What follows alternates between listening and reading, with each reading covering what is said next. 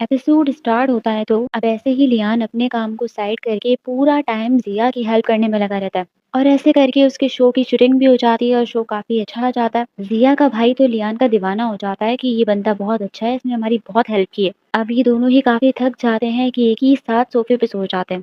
Lian तो वैसे ही 3 दिनों से नहीं सोया होता और ऊपर से जिया ने उसका अलग जीना हराम किया हुआ होता है कि उसने स्क्रिप्ट क्यों नहीं लिखी, कल ही कुछ एपिसोड्स जमा करवाने। और जब इसे पता चलता है कि लियान जिया की हेल्प करने में लगा हुआ था, तो बहुत अपने लगता है कि मैंने कहा था कि उसको उससे दूर कर दो, वरना उसका फोकस काम से बिल्कुल हट जाएगा। और आधी रात को युवान को लियान के घर भेज देता है कि जाकर चेक करो कि वो काम कर भी रहा है या नहीं, और उसे डांट कर भी आना। अगर जब वो उसके पास आती है तो वो ऑलरेडी काम में मसरूफ होता है। 3 दिनों से तो वो सोया ही नहीं होता, मगर आगे की प्लानिंग भी उसकी ना सोने की ही होती है। इसीलिए युवान उसे डांट कर सोने का कहती है कि क्या तुम्हें अपनी तबीयत खराब करनी है, मगर वो सो ही नहीं रहा होता है इस चक्कर में कि मुझे स्क्रिप्ट कंप्लीट करनी है और मुझे नींद नहीं आ रही। फिर भी युवान उसे जबरदस्ती बेड पर लेटा देती है कि लेट कर काम कर लो। और जैसे ही वो लेटता है 2 मिनट में उसकी आंख लग जाती है, क्योंकि एक्चुअली में वो बहुत थका हुआ था और उसे नींद आ रही थी।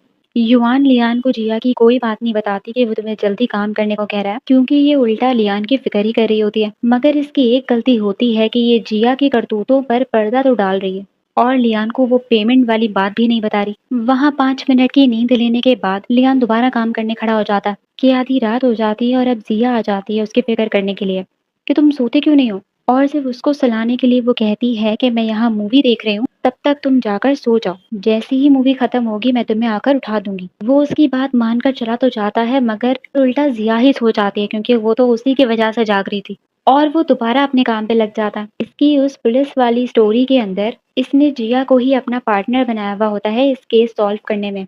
और ये जिया का सारा स्टेटमेंट इसे बता रहा होता है कि मर्डरर दो हैं।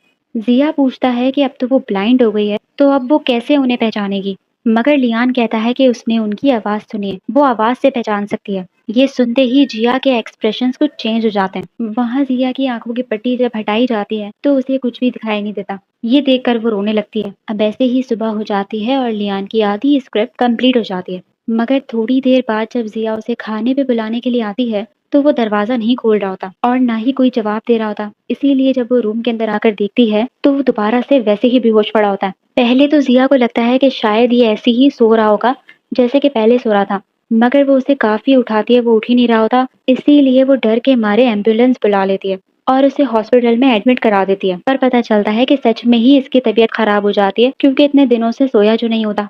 डॉक्टर्स इन दोनों को मियाँ बीवी समझने लग जाती है, इसीलिए उसे मशवरे दे रही होती है कि आपको इनका ख्याल रखना चाहिए, आपकी मैरिड लाइफ के लिए इतना अच्छा नहीं है इनका इतना जागना। जिया शॉक हो जाती है कि हैं, ये तो कुछ आगे की प्लानिंग कर रही है। उधर जिया का कोई दोस्त होता है जो उसे मशवरे दे रहा होता है कि लियान जो स्क्रिप्ट लिख रहा है उसके कॉपीराइट शेयर तुम क्लाइंट से मांगो, ताकि तुम भी आधे बॉस बनो, क्योंकि ये स्क्रिप्ट काफी कंपनीज को पसंद आ रही है, तो तुम इस बात का फायदा उठाओ। तो ये दोनों यहाँ पर इवल प्लानिंग कर रहे होते हैं बैठ के। मगर हालत तो तब जिया की खराब होती है कि टाइम गुजरता जा रहा होता है और लियान ने अभी तक स्क्रिप्ट जमा नहीं कराई होती। युआन इसके घर आकर भी देखती है, मगर वहाँ कोई भी मौजूद नहीं होता।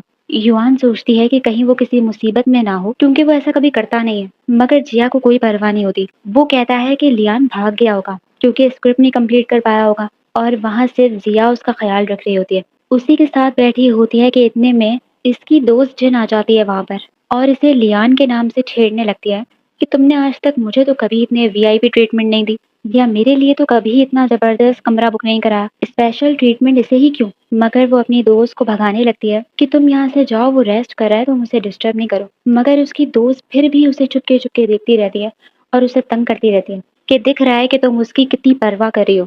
और ये लिटरली कर भी रही होती है, गर्म पानी की पट्टियां रख रही होती है उसके सर पे, क्योंकि इसे बुखार जो चढ़ जाता है। अब लियान नींद में जिया के बारे में सोच रहा होता है, यानी कि हुआ के बारे में सोच रहा होता है जिससे वो चैट पे बात किया करता था। लियान तो बचपन से ही अकेला था, सिर्फ जिया ही वाहिद इसकी दोस्त बनती है जिससे इसको मोहब्बत भी हो जाती है। और ऐसा ही जिया के साथ भी होता है, इसका भी कोई नहीं होता, ये इसे ही अपना दोस्त मानती है और इससे अपने सारे पर्सनल मसले शेयर कर रही होती है कि मेरे फादर ने जिनसे भी पैसे लिए थे वो मुझे और मेरी माँ को रोज परेशान करने आ जाते हैं कि अगर हमने पैसे ना दिए तो हमारा घर भी चला जाएगा। तब लियान उससे कहता है कि मैं एक दिन इतना स्ट्रांग हो जाऊंगा कि तुम्हें प्रोटेक्ट करूंगा।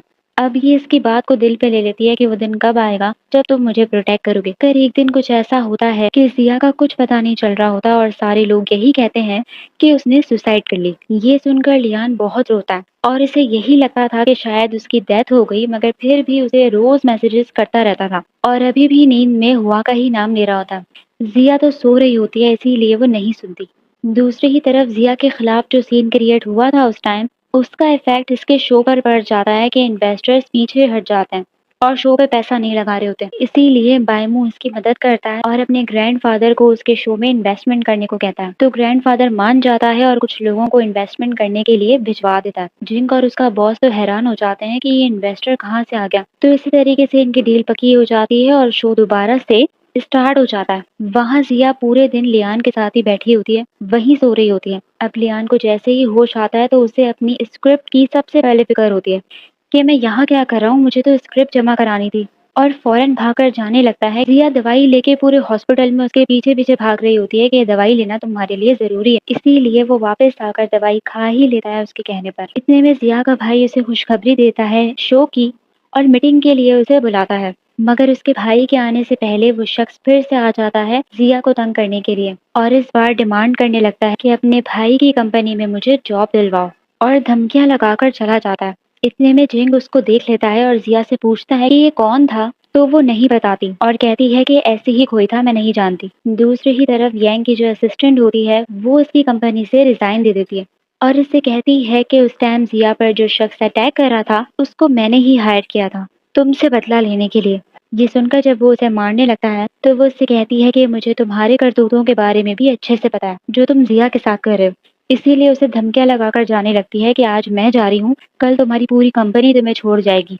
वहाँ लियान फौरन घर पहुंचकर स्क्रिप्ट जिया को सेंड कर देता है और सेंड होते ही ये सुकून का सांस लेता है कि फाइनली मैंने सेंड कर ही दी। अब लियान अपनी पुलिस वाली स्टोरी दोबारा से कंटिन्यू करता है, जिसमें ये जिया को प्रोटेक्ट करने के लिए खुद उसे फॉलो कर रहा होता है। क्योंकि वो ब्लाइंड होती है तो उसे कोई खतरा ना हो, चुपचाप सीक्रेटली उसे फॉलो करता रहता है उसकी क्लब में और रास्ते में भी। स्क्रिप्ट मिलते ही जिया फौरन क्लाइंट से मिलने आ जाता है, जिसका नाम होता है काओ, जो कि कंपनी का बॉस होता है। अब स्क्रिप्ट तो कब की कंप्लीट हो चुकी होती है, मगर जिया दे ही नहीं रहा होता उसे और अपनी कंडीशंस रखने लगता है उसके सामने कि मैं चाहता हूँ कि तुम इस स्क्रिप्ट के कॉपीराइट शेयर्स दे दो और मुझे भी प्रोड्यूसर बनाओ। यानी कि ये फालतू की लालच कर रहा होता है, सीधा सीधा स्क्रिप्ट उसे देने के बजाय फालतू की फरमाइशें कर रहा होता है। तो काओ इसे अपनी कंडीशंस बताकर इनकार कर देता है, मगर फिर भी काओ इससे तमीज से बात करता है कि नेक्स्ट अगर कोई प्रोजेक्ट होगा तो हम देख लेंगे। मगर जिया अपनी हरकतों से बाज नहीं आता और अपने इस दोस्त वैंग की और इसे गलत गलत मशवरे दे रहा होता है कि अगर काओ तुम्हारी कंडीशन नहीं मानता तो तुम उसे स्क्रिप्ट ना सेंड करो और उसे फोर्स करो कि वो तुम्हारी कंडीशन माने। क्योंकि इस प्रोजेक्ट पर काम स्टार्ट हो चुका है तो वो डर के मारे कभी भी तुम्हारी कंडीशन पर मना नहीं करेगा। अब लालच में आकर ये मैसेज काओ को कर देता है कि पहले मेरी कंडीशन मानो फिर ही मैं स्क्रिप्ट दूंगा। मगर उल्टा ही हो जाता है, काओ ये प्रोजेक्ट ही खत्म कर देता है और इसे समझाता है कि तुम अभी ही इस इंडस्ट्री में आए हो और अगर ऐसे काम करोगे तो 2 मिनट भी नहीं चल पाओगे। जिया की यही लालच इसे पूरे तरीके से डुबा देती है और अब काओ इस प्रोजेक्ट को कंटिन्यू करने में बिल्कुल नहीं मानता। वहाँ जिया का शो चलना स्टार्ट हो जाता है और उसकी प्रेस कॉन्फ्रेंस भी बहुत अच्छी जाती है। अवाम के रिव्यूज उसके लिए फिर से पॉजिटिव हो जाते हैं, सब इसकी तारीफें करे होते हैं, मगर जिया लियान को ढूंढ रही होती है कि आखिर वो कहाँ है। अब जिया की हरकतों की वजह से लियान की मेहनत पानी में चली जाती है। युआन कहती है कि तुम अब शेंग को क्या जवाब दोगे, क्योंकि उसने अपने दिन रात एक कर दिए इस स्क्रिप्ट के लिए और तुमने उसे पहली पेमेंट भी नहीं दी। इतने में ही लियान बड़ी खुशी से वहां पर आता है उस प्रोजेक्ट के बारे में पूछने के लिए, मगर जिया अपने करतूतों को छुपाने के लिए सारा इल्जाम लियान पर लगा देता है कि तुमने स्क्रिप्ट अच्छी नहीं लिखी थी, इसी वजह से प्रोजेक्ट खत्म कर दिया गया। और इतना उसे डिग्रेड करता है, चीखता चिल्लाता है ताकि लियान इससे कोई सवाल ही न कर सके। युआन को भी असल रीजन मालूम होता है प्रोजेक्ट खत्म होने का, मगर ये भी चुप रहती है और कुछ नहीं बताती। लियान को बहुत हर्ट फील होता है, उसे यकीन नहीं आता कि उसकी लिखी हुई स्क्रिप्ट खराब हो सकती। इसीलिए वो एक काम अच्छा करता है कि वो खुद काओ की कंपनी पहुंच जाता है उससे मिलने के लिए और काओ को समझाने लगता है कि अगर तुमने प्रोजेक्ट इस वजह से कैंसिल किया है कि मैंने कुछ चीजें सही नहीं लिखी तो मैं उन्हें ठीक कर दूंगा, तुम्हें प्रोजेक्ट कैंसिल करने की जरूरत नहीं है। ये सुनकर काओ शॉक हो जाता है कि इसे तो असल रीजन मालूम ही नहीं है, जिया ने तो इसे अंधेरे में रखा हुआ है। इसीलिए पूछता है कि तुम्हारा जिया के साथ क्या रिलेशन है, तो लियान कहता है कि वो मेरा भाई जैसा है, मेरा मैनेजर है। जिया इसका कोई सगा भाई नहीं है। काओ भी लियान को प्रोजेक्ट खत्म होने का असल रीजन नहीं बताता, बस ये कह देता है कि तुम्हारी स्क्रिप्ट में कोई गलती नहीं थी। मगर अब ये उस प्रोजेक्ट को कंटिन्यू नहीं कर रहा होता, उल्टा कोई नई स्टोरी इसे देने लगता है लिखने के लिए। मगर लियान मना कर देता है कि ये सारी चीजें मैनेज मेरे लिए जिया ही करता है, इसीलिए तो मुझसे ही बात करो। क्योंकि इसे ट्रस्ट जो होता है उस पे, कि ये सारी चीजें वो हैंडल करता है और मैं सिर्फ राइटिंग करता हूँ। काओ को ये काफ़ी पसंद आ जाता है, इसीलिए इसका अकाउंट नंबर ले लेता है। वो भी लियान अपना नहीं देता, बल्कि युवान का दे देता है। अब लियान को अफ़सोस होने लगता है कि अगर मेरी स्क्रिप्ट में कोई मसला था ही नहीं, तो जिया ने ऐसा क्यों कहा? क्योंकि ये लोग तो एज़ अ टीम काम कर रहे हैं ताकि अपने स्टूडियो को डेवलप कर सकें। मगर जिया ही लियान को धोखा दे रहा होता है। उस कॉन्ट्रैक्ट से पेमेंट वाला हिस्सा ही फाड़ देता है ताकि लियान को कभी पता ही ना चल सके कि पेमेंट भी दी गई थी। युआन जब उसे कहती है कि तुम गलत कर रहे हो, तो जिया कहता है कि अगर लियान को पता चल गया, तो फिर हम दोनों भाई नहीं रहेंगे। उसका भरोसा टूट जाएगा और यही एपिसोड खत्म हो जाता है। तो आप लोग मुझे बताइए आप लोग को एपिसोड कैसी लगी?